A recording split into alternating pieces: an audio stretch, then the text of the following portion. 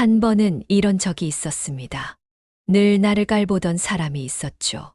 회의 시간마다 말을 끊고 아이디어를 무시하고 마치 내가 아무것도 모르는 사람처럼 굴던 그 사람. 어느 날 더는 참지 않고 단 한마디를 했습니다. 그건 제 전문 분야입니다. 정확히 알고 말씀해 주세요. 그 순간 그의 표정이 바뀌었습니다. 말수가 줄었고 그 뒤로는 내 앞에서 조심하는 기색이 역력했죠. 사람들은 나를 얕볼 수 있습니다. 하지만 그 다음은 나의 선택입니다. 누군가 당신을 무시하고 있다면 지금부터 이야기할 이 세 가지 행동을 기억하세요. 그 사람 곧 겁먹게 될 겁니다. 첫 번째, 경계선을 설정하는 사람이 존중받는다. 직장 생활 20년 차 조용하고 성실하기로 유명한 수정 씨는 늘 주변 사람들에게 착한 사람으로 불렸습니다. 무리한 부탁도 잘 들어주고 남들 대신 야근을 해도 한마디 말 없이 묵묵히 일을 해냈죠. 그런데 어느 순간부터 사람들의 태도가 달라졌습니다.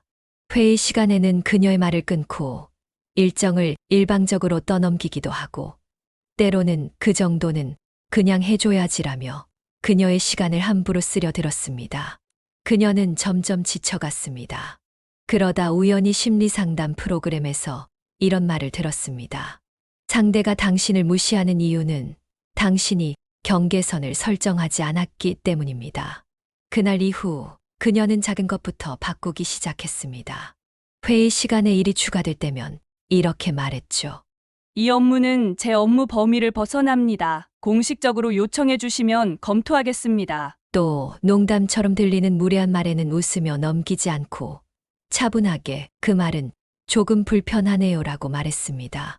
처음엔 어색하고 불편했지만 신기하게도 주변의 반응이 변하기 시작했습니다. 그녀를 함부로 대하던 사람들은 눈치를 보기 시작했고 말투가 조심스러워졌으며 누군가는 사과까지 했습니다. 우리는 착한 사람이 되는 법은 잘 배웠지만 경계선을 그을 줄 아는 사람이 되는 법은 배우지 못했습니다. 하지만 존중받기 위해선 이 경계가 꼭 필요합니다. 그건 어렵습니다. 그 방식엔 동의하지 않습니다. 그렇게 말씀하시면 불편합니다. 이런 짧은 문장 하나가 사람들에게 당신은 함부로 대할 수 없는 사람이라는 신호를 줍니다. 경계선을 설정하는 건 싸우자는 게 아닙니다. 자신의 시간을 지키고 감정을 보호하고 관계를 건강하게 만드는 기본이자 시작입니다. 한 번만 용기를 내보세요. 당신이 스스로의 가치를 지키는 순간 세상도 당신을 새롭게 대하기 시작할 겁니다. 두 번째, 자기 관리를 멈추지 않는 사람은 우습게 보이지 않는다. 당신은 혹시 이런 질문을 해본 적이 있나요? 도대체 왜 저 사람은 말도 많지 않고 뭘 잘난 척하지도 않는데 존중받는 걸까? 같은 옷 입고 같은 공간에서 일하는데 뭐가 다르지? 답은 단순합니다. 자기 관리. 이 단어는 너무 흔하게 들려서 가볍게 여겨지지만 실제로 행동으로 보여주는 사람은 드뭅니다. 누군가를 무시하지 못하게 만드는 건 그 사람이 얼마나 자신을 잘 관리하고 있는지를 통해 자연스럽게 드러납니다. 무너져 있지 않고 중심을 지키며 살고 있는 사람에게는 사람들이 함부로 굴지 못하죠. 한 번은 택배기사 준호 씨의 이야기를 들은 적이 있습니다. 그는 단순히 일을 열심히 하는 사람이 아니었습니다. 매일 아침 가장 먼저 영업소에 도착해 동선을 정리하고 주소가 어려운 곳은 전날 미리 구글 지도로 동선을 파악했습니다. 비 오는 날엔 택배마다 비닐 포장을 추가했고 고깃집 앞에 놓을 때도 문 옆 안전한 구역에 두는 습관이 있었죠. 별것 아닐 수도 있는 행동들. 하지만 이게 쌓이자 그를 대하는 고객들의 태도는 완전히 달라졌습니다. 문을 열고 인사하는 사람들이 생기고 따뜻한 음료를 건네는 이들도 많아졌죠. 그는 말합니다. 저는 매일 같은 일을 하지만 스스로를 소중히 여긴다는 자부심이 있어요. 여기서 중요한 건 단 하나. 스스로를 어떻게 대하느냐가 남이 나를 어떻게 대할지를 결정한다는 것. 외모, 직업, 학벌. 이건 존중의 조건이 아닙니다. 진짜 존중은 나 자신을 존중하는 태도에서 시작됩니다. 정확한 말투, 정리된 메모, 깔끔한 책상, 시간 약속.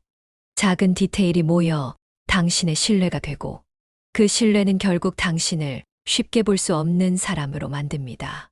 남들이 당신을 무시하지 못하게 하고 싶다면 먼저 당신이 당신 자신을 대접해야 합니다. 오늘 하루 나를 어떻게 관리하고 있는지 돌아보세요.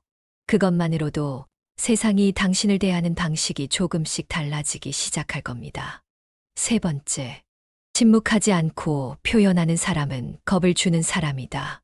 상대의 무례를 참고 넘어간 순간 관계의 방향은 이미 정해집니다. 그때 말하지 않으면 다음에도 말할 기회는 없어집니다. 가끔 이런 생각이 들 때가 있죠. 여기서 뭐라 하면 분위기만 더 이상해질 텐데. 그냥 넘어가면 빨리 잊을 수 있을 거야. 그래서 우리는 침묵합니다. 화를 내고 싶어도 당황스러워도 상처받아도 그냥 웃고 넘깁니다. 그게 지혜롭다고 어른스럽다고 믿으며 스스로를 눌러버리죠.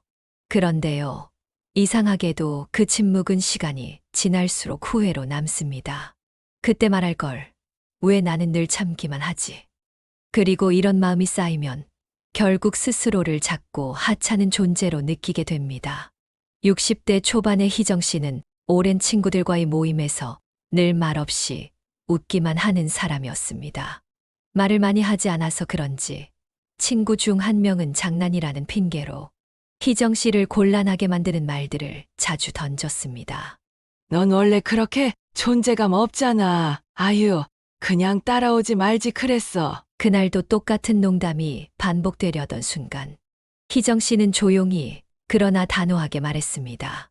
그 말 듣기 불편해. 농담이라도 기분 나빠. 모임엔 정적이 흘렀고 장난을 치던 친구는 얼떨떨한 표정으로 알았어라고 했습니다.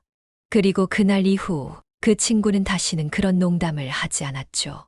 다른 친구들도 그녀를 대하는 태도가 달라졌습니다. 말하지 않으면 모릅니다.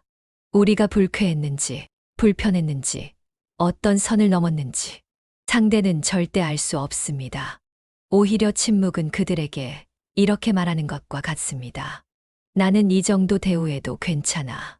하지만 정중하게 표현할 수 있습니다. 그 말은 조금 지나친 것 같아요.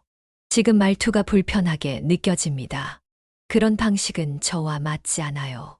이런 말은 갈등을 만드는 것이 아니라 경계를 세우는 것입니다. 경계를 세우면 사람은 조심하게 되고, 조심하게 되면 그 안에서 비로소 존중이라는 감정이 자라납니다. 무례함을 참는 건 인내가 아니라 자기 포기입니다. 그리고 표현하는 용기는 스스로를 지키는 첫 번째 도구입니다. 사람들이 당신을 두려워하게 만들어야 한다는 말이 아닙니다. 당신이 당신 자신을 지키는 사람이라는 걸 느끼게 하라는 말입니다. 표현은 그 시작이 됩니다. 철학자 에픽테토스는 이렇게 말했습니다. 당신이 통제할 수 있는 것은 오직 당신 자신뿐이다. 세상이 당신을 어떻게 대하든 당신이 자신을 어떻게 대하느냐가 더 중요하다. 우리는 종종 타인의 시선에 휘둘리며 그 평가에 따라 나를 정의하려고 합니다. 하지만 기억해야 할 건 단 하나, 당신의 가치는 당신의 태도에서 비롯된다는 것입니다. 그 누구도 나를 무시하게 둘 권리는 없습니다. 단지 내가 그들에게 허락했기 때문에 그들은 그 경계를 넘은 것뿐입니다. 경계선을 세우고 스스로를 대접하며 감정을 표현하세요. 이 세 가지는 단순한 자기 방어가 아니라 존엄을 지키는 삶의 방식입니다. 그렇게 살아가는 사람은 언젠가 단단한 존재감으로 주목받게 됩니다.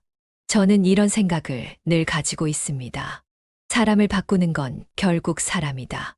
그 사람이 나를 바꾸게 둘 수도 있고, 내가 그 사람의 태도를 바꾸게 만들 수도 있습니다. 그 선택은 언제나 나에게 있습니다. 지금 당신이 겪는 무시는 끝이 아닙니다.